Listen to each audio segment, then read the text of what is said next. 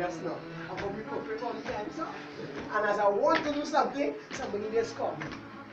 And they just tell me what they have to tell me. But when you hear God choose you, don't let nobody tell you otherwise. You see your son here? You have a nice loving son. He's a nice boy, you know. He's very nice. If you come when you're ready, you must get him away. Because I sit down and I sit there, and I feel so full today that if I didn't come and say nothing, I would not feel good. You know, I leave for that to come quite Tobago. I didn't say something, but I got a plan to say. You see how you come and you say what you say last week Sunday? Sometimes we just get a little message and thing, yeah? And we just say ourselves that, okay, see? I don't like to talk, you know. When I say I get a message, I just keep the message, you know. Because I send to not tell people they must say they get story. You know? And anytime when you tell me, because I love to read it, see? I love my God, you know. And I tell people, God first, everybody after. Some of us are saying we serving God. But I put husband on top, wife, and God third on the bottom. God first. Because he says seek me first. And everything will be added. When the trials will come, tribulation will come. Your husband sometimes, you know, he's have to pray for them. Because your husband tell you, when I start Thanksgiving, you said go and die, you know. Leave and go, you know. You said tell me all your pan roll and keep it up and you said tell me that. And one of my spiritual old patriarch tell me, she said, see, when you hear God ready for you, she said I'm going to be dead and gone. And her hands go bring the news to me in the grave. Every time I can't say, the more you can try to do it. No, you need to walk in, you know, I said, why you need to get on so? And one day my sister come and come, I can't say what I mean. And she tell him as it is, see how God choose your wife for a reason and a purpose. And God choose you too. Because he like to be a little rebellious when he ready. He doesn't like to come to church on the road. He said, "May see me, I'm going to church. I stay alone." And this person go on and let me tell him. You know what I leave him for? Because I love to serve God. And when you go to church, you just feel good. When you miss church, like you miss something. Yes. You just miss something. They can't understand. We converted the state. We serving God in spirit and in truth. But he come here to I tell you, you know. Amen. And then evening time, God give you the strength to drink across in the evening, you know. That's the way to bring it up. Because you know why? I love to serve God. So I want to tell you, what I'm telling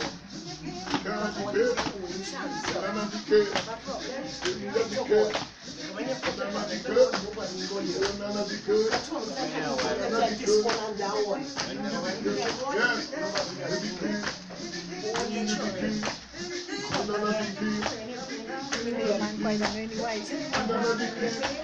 When God called you and God choose you, please don't do things for God, but he doesn't want to be, you know. Please, yeah, you know. We just tell yourself, I'm young. And I all my duty in front me. But when we watch them, they look up dying and going. The young line falling off the tree and even the old one. Look at the age of people living 100 years, 104, 107. And what you going? The young ones and them going today. That when you see God choose us. Every one of them. Fitting in. I want to hear all.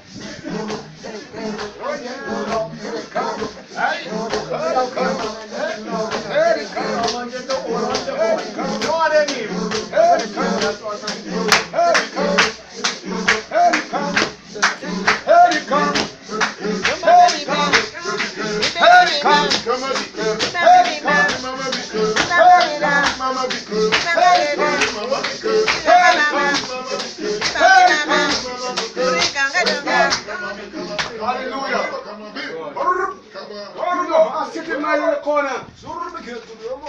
And according to the word that passed, help me, Jesus Christ, it touched me so. Brethren in Christ, from the bishop to the youngest child, I must say a pleasant good evening. Good evening. But I am in my father's house, and I come to tell you what my father can say. He's a what? My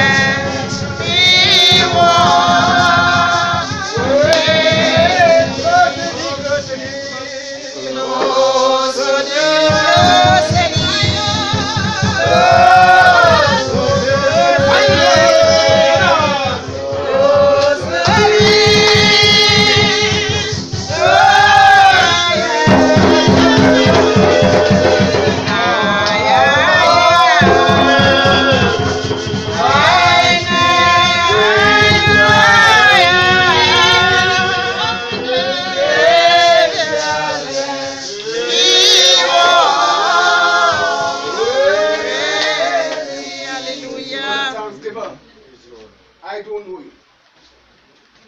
But every man has to give account his own stewardship. Amen. I say every man got to give account for his own stewardship. But I greet you with the peace of God that passeth all understanding. This evening, I hear the minister talk some kind of thing here. This minister here. I was teaching last night. But me going on there with it. And when I sit on it, he was teaching the children of God how to walk. Amen. And I sat him in the corner there. First thing I said, he said, "Post sweet power, the kitchen let the sun shining. Sweet power, the rocket and the sun shining. Sweet power, the rocket and the sun shining. But then the grass and sun shining. Sweet power, the rocket and the sun shining. Sweet power, the rocket and the sun shining. Sweet power, the rocket and the sun shining. But then the grass and sun shining. Hallelujah! Sweet power, the rocket and the sun shining. Sweet power, the rocket and the sun shining. Sweet power, the rocket and the sun shining.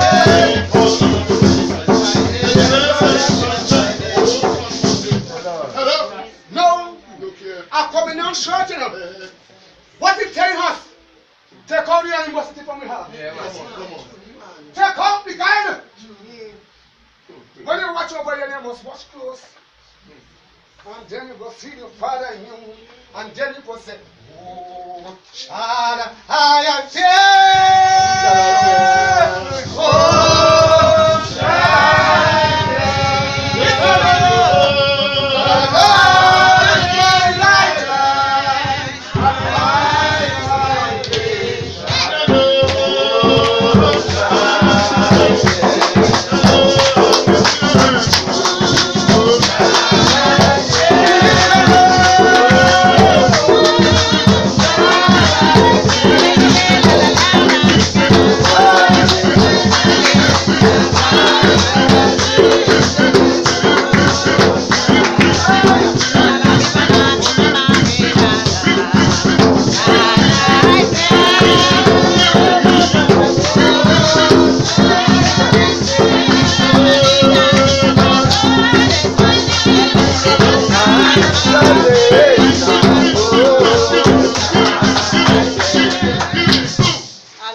Now when the children of Israel was walking with Moses, and they was going to some hurdles up and down.